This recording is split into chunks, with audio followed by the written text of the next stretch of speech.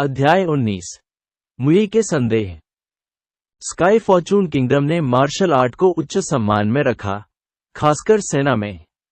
उच्च पदों पर प्रतिभाओं के चयन और मार्शल योद्धा की लड़ाई की भावना को बढ़ाने के लिए हर 3 साल में एक टूर्नामेंट आयोजित किया जाएगा। इस टूर्नामेंट के लिए आवश्यकताएं ये थीं कि व्यक्ति की आयु 30 वर्ष से कम होनी चाहिए और उसने शरीर परिवर्तन का कम से कम तीसरा स्तर हासिल किया हो। हजारों प्रतियोगी इसमें प्रवेश करेंगे और कई परीक्षणों और 3 राउंड के बाद केवल 50 ही बचे रहेंगे। अब प्रतियोगिता का तीसरा और अंतिम दौर शुरू हो रहा था। प्रतियोगी अपने दौर से गुजर चुके थे और जल्द ही केवल 50 ही बचे होंगे। यह आखिरी लड़ाई थी। प्रतियोगी अपनी सभी छिपी हुई क्षमताओं को सामने लाएंगे और अपनी पूरी ताकत से लड़ेंगे। जैसे ही प्रत्येक व्यक्ति अपना अंतिम रुख करेगा, मंच प्रचंड आग की आभा से भर जाएगा। हालांकि प्रतियोगिता की शुरुआत के कारण उच्च अधिकारियों ने अधिक ध्यान नहीं दिया। अब तक मैदान पर प्रतिस्पर्धियों की ताकत या तो कम थी या उनके बीच बहुत अधिक असमानता थी। अब तक यह 20वें दौर तक पहुंच चुका था और कोई उत्साहजनक लड़ाई नहीं हुई थी। किन जियाओ को अब तक केवल नतीजों की परवाह थी। अब प्रतियोगिता में 2 पक्ष थे। एक जनरल का बेटा था, 29 साल का एक खूबसूरत आदमी जो हड्डी बनाने के काम के चरम पर था। पिछले कुछ वर्षों में यह व्यक्ति कई मिशनों पर गया है और अपनी सेवा के लिए कई पदक और पुरस्कार अर्जित किए हैं। इन घटनाओं से उसकी ताकत मजबूत हो गई थी और उसके कब्जे में 2 खजाने भी थे, एक कृपाण और एक कवच का सूट। कृपाण पर एक शिलालेख मास्टर द्वारा उत्कीर्णन भी था। इसकी ताकत कोई छोटी बात नहीं थी। लेकिन दूसरी तरफ विनम्र मूल का एक जन्मजात सैनिक था। उसका नाम टाई फैंग था। उनकी प्रतिभा उत्कृष्ट नहीं थी, लेकिन उन्होंने लगन से इस हद तक अभ्यास किया कि किसी की भी सांसें थम जाएं। वह युद्ध में निडर था, यहां तक कि मौत का खतरा भी उसे डिगा नहीं सका। उसने कई दुश्मनों को मार डाला था और खुद के लिए कई खूबियां अर्जित की थीं, यहां तक कि जनरल के बच्चे से भी ज्यादा। अब टाई फैंग भी हड्डी फोजिंग के चरम पर था। 2 सैनिकों के लिए अपनी उम्र में इतनी समान और उच्च खेती करना दुर्लभ था। युद्धभूमि में अपने शत्रुओं का संहार कर भविष्य में यह संभव था कि वे नाड़ी संघनन काल में प्रवेश कर देश के स्तंभ बन जाएंगे। जैसे ही रेफरी ने 2 प्रतिस्पर्धियों की घोषणा की, चांदी से सजा हुआ एक जनरल खुशी और संतुष्टि के साथ मुस्कुराया। जो मंच पर जा रहा था वह उसका बेटा था। हा, बूढ़े आदमी ली, आपके बेटे ने इस बार वास्तव में आपको गौरवान्वित किया।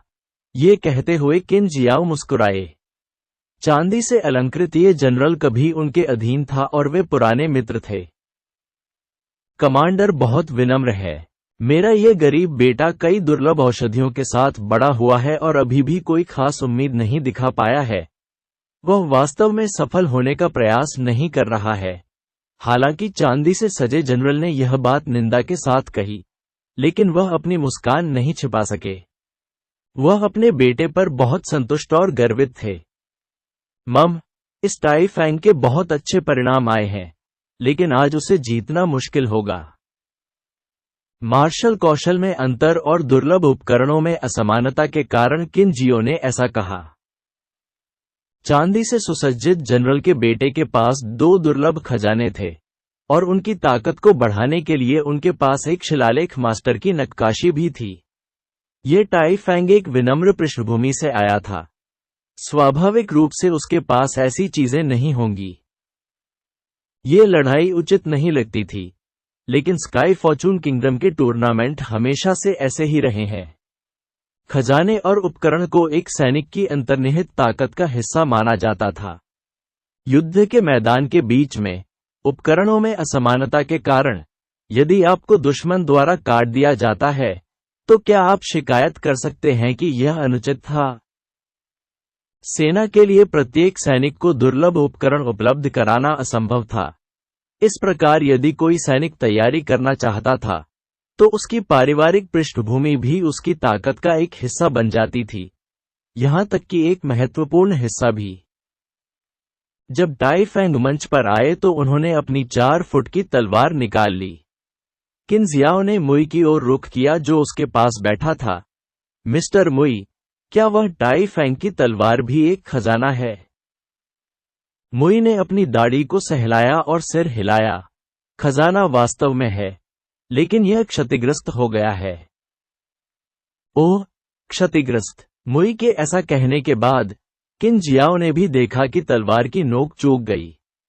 यह सचमुच एक क्षतिग्रस्त तलवार थी। मुई ने कहा, क्षतिग्रस्त उपकरण निश्चित रूप से पूरे उपकरण से भी बदतर है। इतना ही नहीं बल्कि यह टाई फेंग का एकमात्र खजाना है, जबकि ली क्यूई के पास 2 हैं।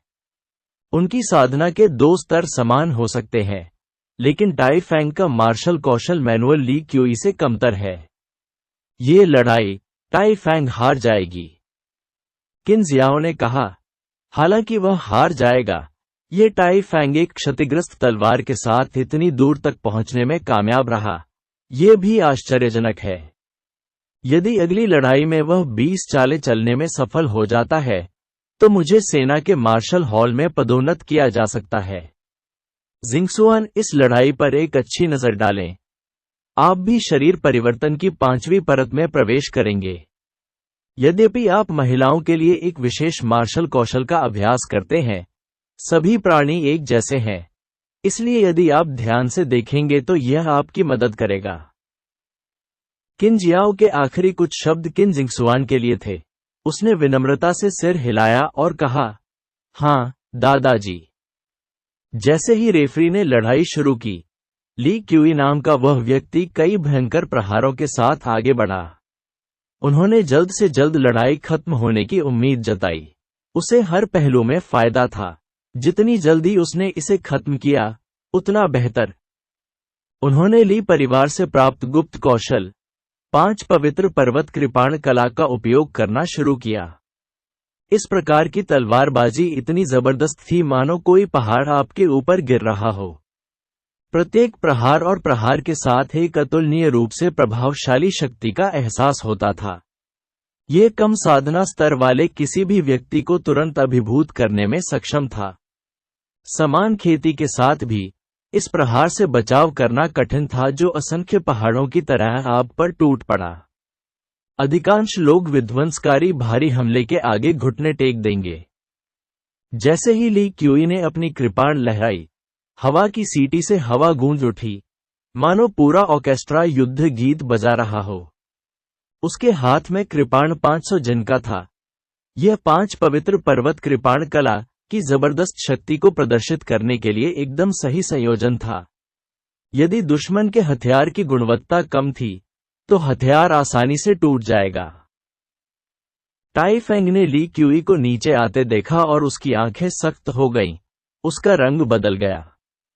वह ली क्यूई की गुप्त चाल के बारे में जानता था। उसने अपनी कमर धंसा ली और अपने पैर स्थिर कर लिए। दोनों हाथों से टूटी हुई तलवार को पकड़ने से उसके शरीर में अशांत सच्चे सार की बाढ़ आ गई जो ब्लेड में बह गई। ली क्यूई के जबरदस्त प्रहार का सामना करते हुए वह अपनी पूरी ताकत से ही उसका सामना कर सका।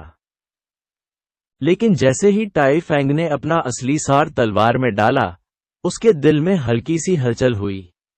सच्चा सार ऐसे बह रहा था जैसे मानो वह पहले की तुलना में बहुत अधिक सहज हो। टाई फेंग के पास ये तलवार पहले से ही कई महीनों से थी। अब से पहले जब उसने अपना असली सार ब्लेड में डाला, तो यह जल निकासी खाई में पानी डालने जैसा था। तलवार अधिक वास्तविक सार को अवशोषित नहीं कर सकी और वास्तव में बहुत कुछ बर्बाद हो गया। लेकिन इस बार ब्लेड एक तेज धारा की तरह उसके असली सार को सोख रहा था। अवशोषण की सहजता अतुलनीय थी और बर्बादी की एक भी भावना नहीं थी। ऐसा कैसे हो सकता है? टाई फेंग के पास सोचने का कोई समय नहीं था कि ली क्यूई की कृपाण उसके ऊपर आ रही थी। इसलिए वह बस चिल्लाया और अपने ब्लेड को ऊपर की ओर काट दिया। अपने सामान्य निम्न श्रेणी के सैन्य मार्शल कौशल टोटल एनिहिलेशन स्ट्राइक के साथ उन्होंने ली क्यूई के गुप्त उच्च स्तरीय मार्शल कौशल 5 सेक्रेड माउंटेन सेबर आर्ट से मुलाकात की। उनके ब्लेड हवा में एक जोरदार विस्फोट से टकराए। सच्चे सार की टक्कर हवा में फूट पड़ी और क्षेत्र का फर्श टूटकर बिखर गया। ली क्यूई को 3 या 4 फीट पीछे जाने के लिए मजबूर किया गया, लेकिन टाई फैंग को भी कुछ कदम पीछे जाने के लिए मजबूर किया गया। समान रूप से मिलान। टाई फैंग ने हौंसते हुए अपने हाथ में ब्लेड को देखा।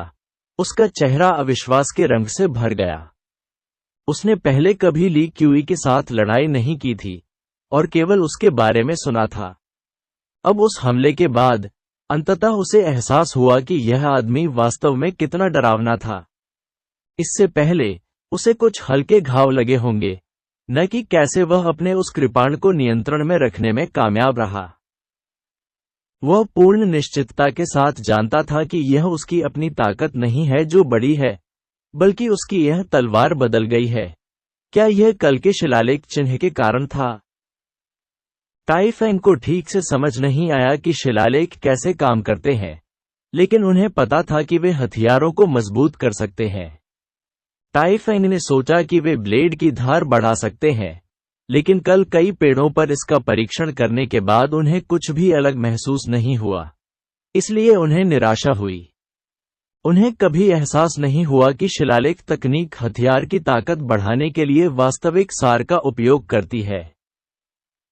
क्या यह वास्तव में एक प्रशिक्षु का शिलालेख प्रतीक था? यह इतना भयंकर कैसे हो सकता है? हालांकि वह अधिकांश शिलालेखों के मूल्य को नहीं समझता था, लेकिन अपने दिल में वह पूरी तरह से जानता था कि इतनी ताकत और इतने शक्तिशाली प्रभाव के साथ कोई रास्ता नहीं था कि इस शिलालेख को केवल 100 सोने के टन के साथ खरीदा जा सके। बस एक टक्कर से ली क्यूई वास्तविकता में वापस आ गया था। इस आदमी ने उस टूटे हुए ब्लेड से अपनी कृपाण का प्रहार किया था और वह और भी बाहर आ गया था, शायद उससे भी ऊपर। यह आदमी डरावना था। अच्छा, किन जियाओ ने प्रशंसा की। साधारण सेना मार्शल कौशल एक टूटे हुए ब्लेड के साथ ली क्यूई के 5 सेक्रेड माउंटेन सेबर कौशल को दूर रखने में सक्षम था। ये टाई फैंग अच्छा है। बहुत अच्छा। मिस्टर मुई, आप क्या सोचते हैं? मुई ने अपनी भौहें सिकोड़ ली और उसके पास शब्द नहीं थे। हालांकि उनकी और किन जियाओ की खेती का स्तर लगभग समान था, वह एक शिलालेख विशेषज्ञ भी थे, इसलिए खजाने के बारे में उनकी समझ स्वाभाविक रूप से किन जियाओ से अधिक थी।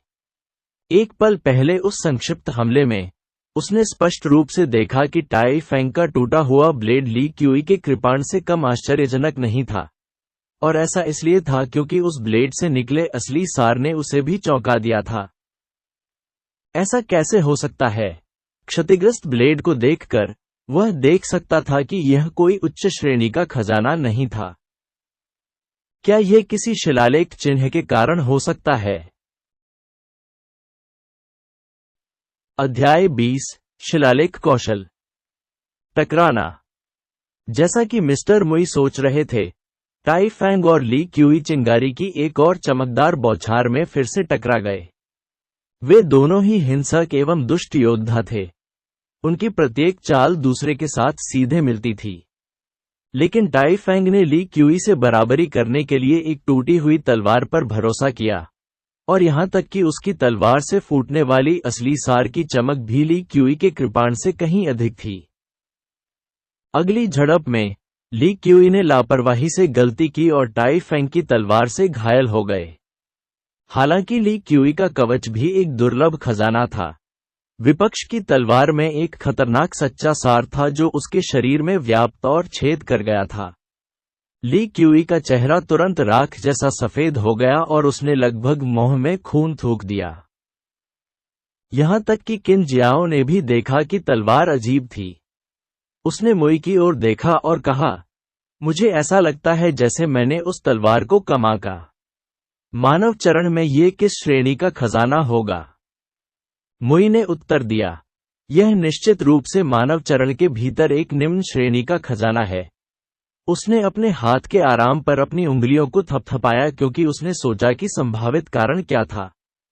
इस समय किन जिंगसुआन, जो युद्ध को ध्यान से देख रही थी, ने अपना मुंह खोला और कहा, मास्टर, शायद इस खजाने पर एक महान शिलालेख मास्टर द्वारा एक प्रतीक उत्कीर्ण किया गया था।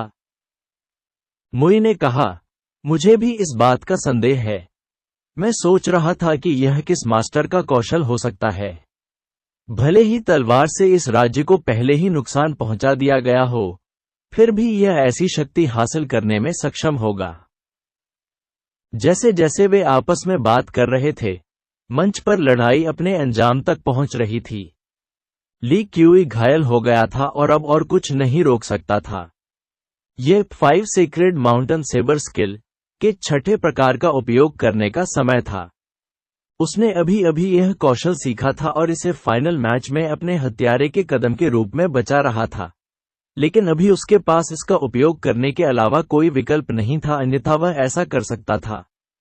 पराजय सहना। ली क्यूई ने अपनी कृपाण अपनी छाती पर रख ली और उसके भीतर का सच्चा सार गड़गड़ाने लगा। जैसे उसने कहा, टाई फैंग, मैं तुम्हारी ताकत को स्वीकार करता हूं। तुम एक सच्चे स्वामी हो। आपने अपने सामान्य युद्ध कौशल से मुझे इस हद तक धकेल दिया है कि मैं मेरे गौरव को ठेस पहुंचा रहा हूं और मुझे अपना सबसे मजबूत प्रहार करने पर मजबूर कर दिया है। लेकिन यह अब समाप्त होता है। मेरे अंतिम प्रहार का सामना करने के लिए तैयार हो जाओ। काला अजगर पहाड़ों से उतरेगा। ली क्यूई चिल्लाया जब उसने अपने असली सार की संपूर्णता अपने कृपाण में डाल दी। काली कृपाण अचानक एक शानदार और घमंडी नारंगी रोशनी से चमक उठी। ली क्यूई ने कृपाण को अपने सिर के ऊपर उठाया और टाई फैंग पर निशाना साधा, फिर एक भयंकर विभाजन में नीचे की ओर मारा। उस पल हवा में कई भयावह और फीकी छायाएं उभर आईं। ये काले अजगर के पंजे थे। वह पहले से ही ब्लैक ड्रैगन शेड्स बनाने में कामयाब रहा है। ये ली क्यूई वास्तव में ली परिवार की कृपाण कला में निपुण है। टाई फैंग के लिए इस हड़ताल का विरोध करना असंभव होगा। जैसे ही काला अजगर उसकी ओर दौड़ा, टाई फैंग को पता चल गया कि यह ली क्यूई की सबसे मजबूत चाल थी। हालांकि काले ड्रैगन में ऐसी ऊर्जा थी जो अधिकांश योद्धाओं को डरा देती थी। इस समय टाई फैंग को अपने दिल में एक अतुलनीय शांति के अलावा कुछ भी महसूस नहीं हुआ। बिना किसी डर के उसने दोनों हाथों से अपनी तलवार पकड़ ली। वह तलवार से लड़ाई के मोटे इरादे को ऐसे महसूस कर सकता था मानो वह कोई पुराना दोस्त हो। अपनी मां को चोदो। तुम्हें लगता है कि तुम जीत गए, लेकिन मैं विजेता बनूंगा। टाई फैंग के दिल ने सभी अनावश्यक विचारों को त्याग दिया। उसने एक जबरदस्त दहाड़ छोड़ी जिससे हवा फट गई और बचे हुए असली सार का हर आखिरी कण उसकी तलवार में समा गया। ब्लेड का असली सार उसकी सीमा तक संकुचित हो गया था। इसी समय वह अचानक प्रचंड शक्ति के साथ फूट पड़ा। उस तलवार से ज्वालामुखी वास्तविक सार के रूप में सभी डिग्री से निकलने वाली एक चमकदार रोशनी फूट पड़ी। यह एक शानदार इंद्रधनुष में बदल गया जो धधकते उल्का की तरह सीधे काले ड्रैगन की छाया में आगे बढ़ा। समस्त विरोधों पर विजय प्राप्त करना, समस्त शत्रुओं पर विजय पाना, समस्त सृष्टि पर विजय पाना। ये ओवरवेलमिंग रून का कौशल था। त्वरित हिंसक प्रहार। टकराना। बहुत बड़ा विस्फोट हुआ और अकल्पनीय घटना घटित हुई। टाई फैंग के ब्लेड से काले ड्रैगन शेड को आधा काट दिया गया था। खून थूकते ही ली क्यूई को कपड़े की गुड़िया की तरह मंच से उल्टा फेंक दिया गया। यह दृश्य देखते ही किन जियाओ की आंखें चमक उठीं। सच्चा सार वास्तविकता में संघनित हो गया था। यह कैसे संभव हुआ? वह उज्ज्वल प्रकाश स्पष्ट रूप से सच्चा सार था, लेकिन उस तरह के सच्चे सार का उपयोग करने के लिए मार्शल कलाकारों के उपयोग के लिए कम से कम पल्स संक्षेपण अवधि की आवश्यकता थी। टाई फैंग केवल हड्डी फोजिंग सीमा पर था, तो कैसे? इस समय मैदान पर जैसे ही ली क्यूई को मंच से हटाया गया, टाई फैंग अपने घुटनों पर गिर पड़े। उसका असली सार पूरी तरह से खर्च हो चुका था। घुटने टेकते समय उसने इस तलवार से खुद को सहारा दिया। दोनों आंखें श्रद्धापूर्वक उन लपटों को देख रही थीं जो शिलालेख चिन्ह से झलक रही थीं। यह प्रतीक, क्या इससे उसे ही मदद मिली? उसने अपना हाथ बढ़ाया और 1 इंच चौड़े ज्वाला शिलालेख को धीरे से सहलाया। शिलालेख से लड़ाई की भावना की एक धारा लगातार प्रसारित होती रही और टाई फैंग को इसके साथ एक बहुत करीबी, लगभग पारिवारिक बंधन महसूस हुआ। रेफरी मंच पर चढ़ गया और टाई फैंग की जीत की घोषणा की। यह एक आश्चर्यजनक निराशा थी। प्रतिभाशाली और उभरते सितारे ली क्यूई को टाई फैंग ने हरा दिया था। किन जियाओ ने टाई फैंग को गहराई से देखा और मुई से कहा, ऐसा लगता है कि मैं अभी ठीक था। सच्चे सार का आकार कैसे बदल गया? टाई फैंग ने ऐसा कैसे किया? यह संभवतः कोई मार्शल कौशल नहीं था। ऐसा प्रतीत होता है। मुई ने गहरी सांस ली। उसकी आंखों में सदमे की झलक दिख रही थी। उन्होंने कहा, अगर मैं गलत नहीं हूं तो यह शिलालेख प्रतीक का कौशल है। शिलालेख सच्चे सार के प्रवाह को बदल सकते हैं और कौशल भेज सकते हैं। स्काई फॉर्चून किंगडम में ऐसी सभी तकनीकें लगभग खो गई हैं। शिलालेख का कौशल। किन जियाओ स्तब्ध था। वह शिलालेख कौशल को पूरी तरह से नहीं समझता था, लेकिन उसने उन्हें पहले देखा था। 80 साल पहले जब उन्होंने पूर्वी सन देश से लड़ने के लिए सेना की कमान संभाली थी, तो उन्होंने उनके जनरलों से लड़ाई की थी और उस समय शिलालेख प्रतीकों के कौशल को देखा था। ये सोचने के लिए कि 80 वर्षों की अवधि के बाद वह इसे एक बार फिर देखेगा। उसने इस पर सोचा और फिर एक सैनिक से कहा, आदेश दे दो, टाई फैंग को मुझसे मिलने आओ। हाँ। टाई फैंग ने नहीं सोचा था कि मार्शल किन उनसे व्यक्तिगत रूप से मिलने के लिए कहेंगे। यह सचमुच सबसे बड़ा सम्मान था। सामान्य परिस्थितियों में सैन्य अधिकारियों के पास मार्शल किन से सीधे मिलने की योग्यता नहीं होती थी। हालांकि वह जीवन और मृत्यु की अनगिनत स्थितियों से गुजर चुका था, लेकिन जैसे ही उसने मार्शल को देखा, दबाव की एक बेहद भारी लहर ने उसे घुटने टेकने पर मजबूर कर दिया। उन्होंने कहा, टाई फैंग मार्शल का स्वागत करते हैं। खड़े हो जाओ। किन जियाओ ने हाथ हिलाया। मैंने तुम्हें यहां एक प्रश्न पूछने के लिए बुलाया है। तुम्हारी तलवार कहां से आई? मार्शल को रिपोर्ट करते हुए, 3 महीने पहले इसे एक लड़ाई के बाद दुश्मन से ले लिया गया था। ओह, मुझे एक नजर देखने दो। हाँ, टाई फैंग ने अपनी तलवार प्रस्तुत की। जैसे ही हवा में स्पष्ट ध्वनि गूंजी, किन जियाओ ने ब्लेड पर अपनी उंगली घुमाई। सोचा कि बहुत समय हो गया है। वह बता सकता है कि असामंजस्य का एक निशान था। तलवार तो अच्छी थी, परंतु टूट गई थी। किन जियाओ ने मुई को तलवार दिखाई। मुई ने अपने हाथों में तलवार पकड़ रखी थी और अपनी निगाहें लौ की नक्काशी पर केंद्रित कर रखी थीं। उसने अपना हाथ बढ़ाया और शिलालेख को छुआ। आत्मिक शक्ति का अनुभव होते ही उन्होंने अपनी आंखें बंद कर लीं। मुई बहुत देर तक स्थिर खड़ी रही। उन्होंने एक भी शब्द नहीं कहा था, लेकिन किन जियाओ ने धैर्यपूर्वक इंतजार किया। काफी समय बीत जाने के बाद मुई ने अंततः अपनी आंखें खोलीं। वह मुड़ा और किन जिंगसुआन को उसे पकड़ने दिया। उसके लिए इससे कुछ भी कहना असंभव था, लेकिन वह केवल यही चाहता था कि वह इस मास्टर के काम को महसूस कर सके। किन जिंगसुआन ने तलवार को अपने शरीर पर रखा और अपनी आत्मा शक्ति को लौ उत्कीर्ण प्रतीक में डूबने दिया। क्योंकि वह बहुत केंद्रित थी, उसकी सुंदर भौहें धीरे से हिलने से खुद को नहीं रोक सकीं। कैसा है? मुई ने किन जिंगसुआन से पूछा।